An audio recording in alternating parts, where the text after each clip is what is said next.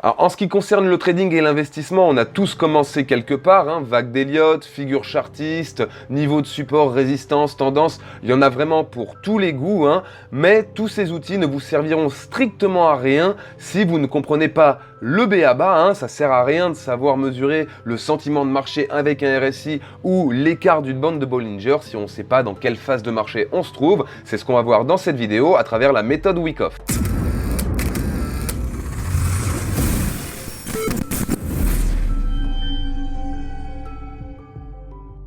Moi je m'appelle Kevin Andreasa, j'ai investi dans les cryptos en 2016 et ça fait 2 ans que je me spécialise concernant la blockchain et ses différentes applications. J'ai fondé le club pour pouvoir partager ma passion et mes connaissances dans l'espoir de pouvoir orienter et aiguiller les moins aguerris du marché.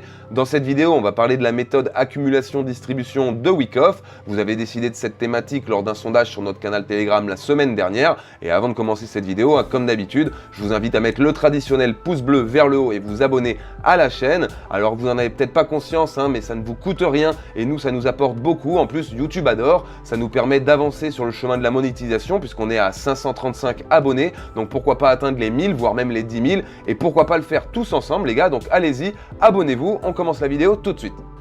J'ai mis le paquet là. Alors quand on débute dans le trading et l'investissement, tout nous apparaît facile, les indicateurs techniques sont censés faire le taf avec quelques lignes de tendance, sauf qu'en fait ça fait pas forcément, même rarement le taf, on insiste quand même un peu, on entre en plein bull run, on commence à faire des profits, on se sent plus pissé, sauf qu'en fait tout ça c'est une situation qui ne va pas durer malgré le fait qu'on ne le sache pas encore. Alors quand le marché s'écrase, là on pleure, on finit ruiné, puis comme tout le monde, on prend ses pertes. Alors rassurez-vous, ce n'est pas une fatalité, la majorité des traders expérimentés sont passés par là et c'est comme ça qu'on apprend. En fait, dans ces moments-là, on se rend compte finalement qu'il nous manque quelque chose pour mieux comprendre le marché et finalement, on revient à des fondamentaux, on se rend compte que les choses ne sont pas si faciles que ça. D'ailleurs, ce processus d'évolution dans l'apprentissage porte un nom, puisqu'il s'appelle l'effet Dunning-Kruger. Je vous mets d'ailleurs le graphique animé ici, derrière dans le petit écran. Alors en ce qui concerne Richard Wyckoff, c'était le fondateur du Wall Street Journal, mais il était surtout connu et il s'est surtout fait connaître pour ses méthodes d'analyse technique dont on distingue 3 lois qui régissent les différents mouvements de prix sur les graphiques. Alors ces 3 lois de Wyckoff, elles se prolongent dans différentes phases au nombre de 5 qui sont en fait distinctes d'un schéma à un autre, mais bon, elles sont plus ou moins similaires, elles vont se distinguer simplement dans la terminologie. Donc finalement, on a 5 phases dans 2 schémas distincts qui sont les schémas d'accumulation et distribution. Alors ces 2 schémas, ils nous permettent de pouvoir mieux déterminer notre cible de trading au moment où on va rentrer sur les marchés et donc vont reposer sur 3 lois que sont la cause et l'effet, l'effort et le résultat, et enfin l'offre et la demande qui s'articulent autour d'un homme imaginaire appelé le Composite Man. Alors j'imagine que tous ces mots vous paraissent barbares, mais pas de panique, on va voir ça plus en détail immédiatement. Alors pour bien comprendre la méthode Wyckoff, je vous le disais précédemment, il faut bien comprendre ces 3 lois, dont la loi de l'offre et de la demande. Donc la loi de l'offre et de la demande, vous la connaissez déjà, plus l'offre est supérieure à la demande et plus les prix baissent, et plus la demande est supérieure à l'offre et plus les prix montent. Et bon, la seconde loi, elle, de la cause et de l'effet, dit que les tendances baissières donnent généralement lieu à des schémas d'accumulation durant lesquels les actifs changent de main, et inversement, les tendances haussières donnent lieu à des schémas de distribution, également périodes durant lesquelles les actifs changent de main. Dans les périodes d'accumulation, les actifs vont dans les mains du Composite Man et dans les périodes de distribution, les actifs vont dans les mains des petits poissons. Mais pour bien cerner cette loi, il est aussi important d'avoir une certaine psychologie et c'est là toute la fonction de l'homme de paille, le fameux Composite Man, un homme imaginaire pensé comme une entité qui contrôle le marché et qui satisfait à son propre intérêt.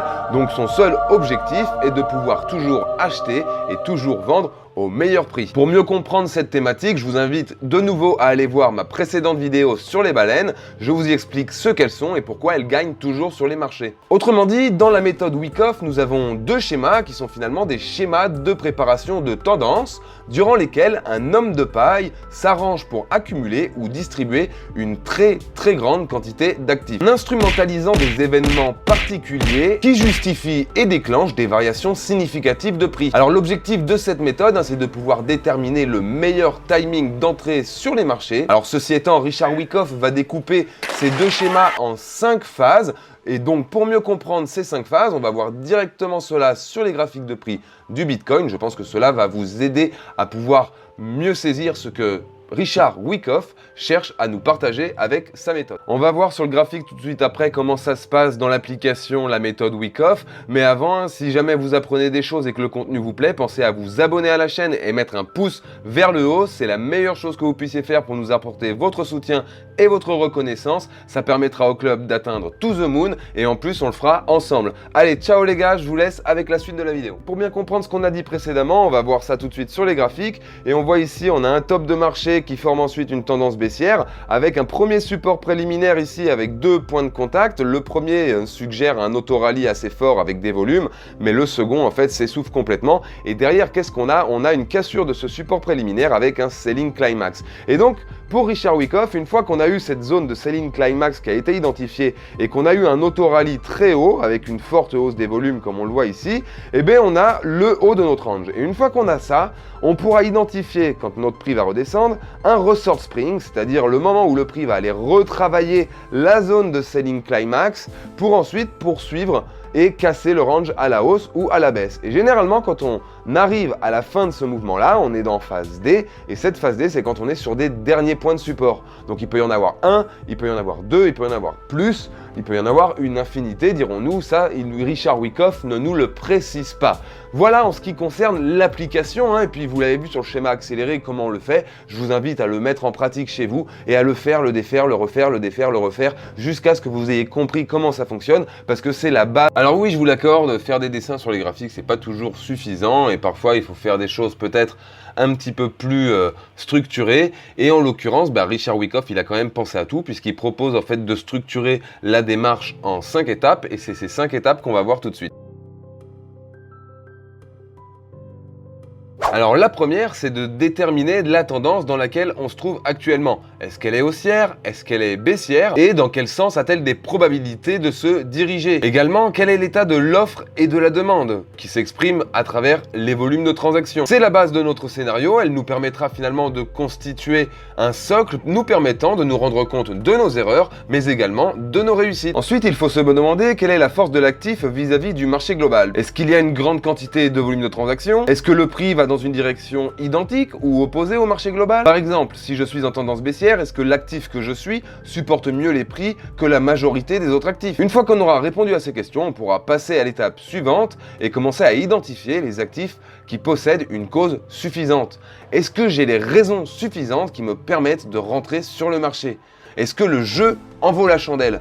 On n'oublie jamais, sur le marché ou dans le trading, on prend toujours un risque, donc du coup, autant rentrer sur le marché quand l'espérance de gain est forte. La quatrième étape, elle est indubitablement connectée à la première, puisqu'il s'agit de prédire les mouvements du prix. En ce sens, on peut s'aider des différents points d'entrée achat-vente de Wyckoff qu'on a vu précédemment dans le schéma directement sur les graphiques. Et bon, il suffira de décider en fonction de la position de ces points et de leur position dans le trading range sur la tendance de fond. Quel mouvement fera le prix? Est-ce que son prix est corrélé avec un autre actif? Toutes ces informations vont nous permettre de pouvoir passer à la dernière étape qui est de définir notre timing de trading. Et notre timing de trading, c'est en fonction de quoi? Est-ce que c'est un événement spécifique qui va nous amener à dire oui, on prend position? Est-ce qu'il s'est passé quelque chose de spécifique? Ou est-ce que c'est, comme je le disais précédemment, une corrélation de marché?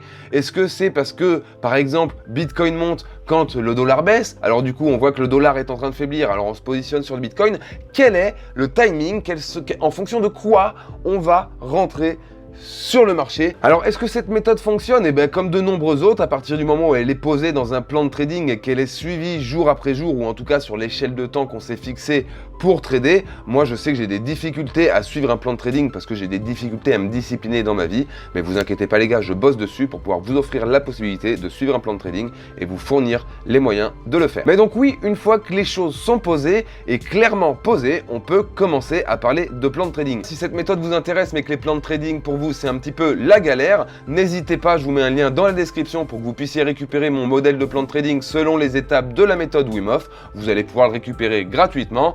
J'espère que cette vidéo vous a plu. Encore une fois, si vous avez aimé, pensez à la partager sur vos réseaux sociaux, à vous abonner à la chaîne et mettre un petit pouce vers le haut. On se retrouve sur Telegram pour le sondage de la semaine prochaine. Et puis, sur ce, on se dit à dimanche prochain. Ciao les gars!